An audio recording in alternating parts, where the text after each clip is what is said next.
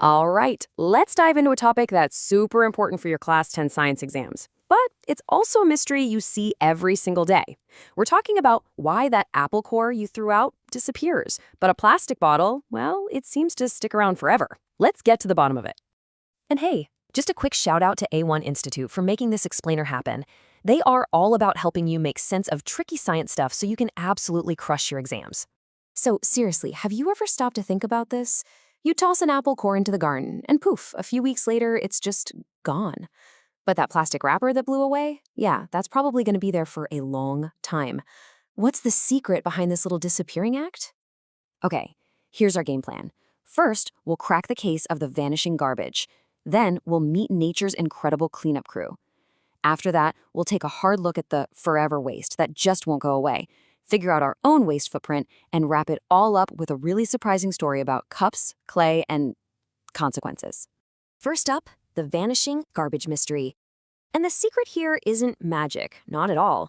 It's all about biology, and it comes down to these tiny, super powerful things called enzymes. So think about it like this. Enzymes are like super specific keys. Your house key only opens your front door, right? It won't open your neighbor's door. Well, microorganisms in nature produce specific enzyme keys that can only unlock and break down very specific things. It's exactly why our bodies have the right enzyme key to digest a banana, but not the peel. And that right there is the whole problem. For a lot of the stuff we've made, especially plastics, nature's little cleanup crew just doesn't have the right key. The microorganisms haven't evolved an enzyme that can unlock the chemical bonds in plastic, and so it just sits there for hundreds of years. So, keeping that whole key idea in your head, let's officially meet nature's cleanup crew and talk about the first type of waste, the good kind, the kind that actually disappears. This brings us to a super important term you absolutely need to know for your exams: biodegradable. A biodegradable substance is simply any material that nature's crew, we're talking bacteria, fungi, all those little guys, can break down with their enzymes. They basically have a feast and return all those nutrients back into the ecosystem. And you see these things every single day. Stuff like fruit peels, paper from trees, cotton cloth, wood, even your leftovers. These are all organic things that microorganisms have the perfect set of enzyme keys for. No problem at all. Now, let's flip the coin. Let's look at the other side, the forever waste. This is the stuff that gives our planet a really tough time. And here's your second key term: non-biodegradable. These are the materials that nature's little helpers just can't break down. They don't have the keys. So these substances persist. They pile up in landfills and oceans, and as our source material points out, they can seriously harm the environment. Okay, you're definitely going to want to screenshot this slide. This is the perfect summary for your notes. It lays out the huge difference. Biodegradable stuff goes back into nature's cycle. Non-biodegradable stuff gets stuck outside the cycle, and that's what creates pollution. So understanding the science is great, but how does this actually play out in our own homes? Let's take this idea out of the textbook and bring it right into your kitchen. Let's get real for a second. Have you ever actually stopped to see how much trash your family makes in a single day?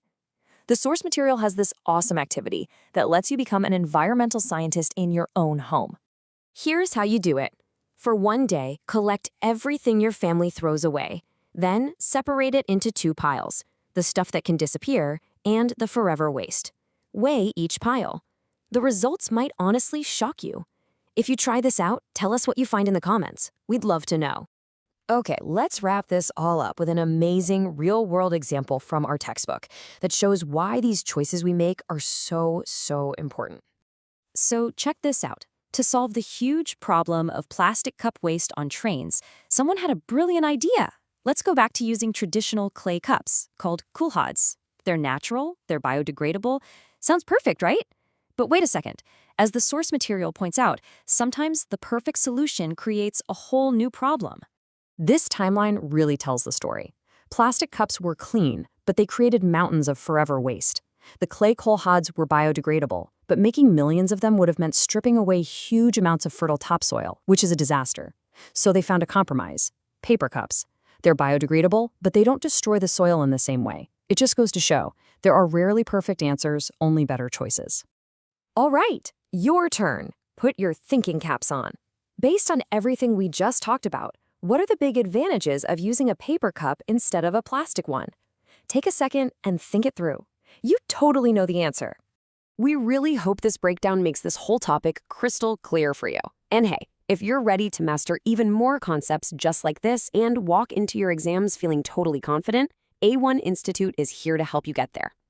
For admissions, class notes, or any guidance, you can find the phone number for A1 Institute right there in the description below. And if this explainer helped you out, do us a favor, like it, share it with your friends who might need it, and definitely subscribe to the A1 Institute channel for more awesome content to get you exam ready.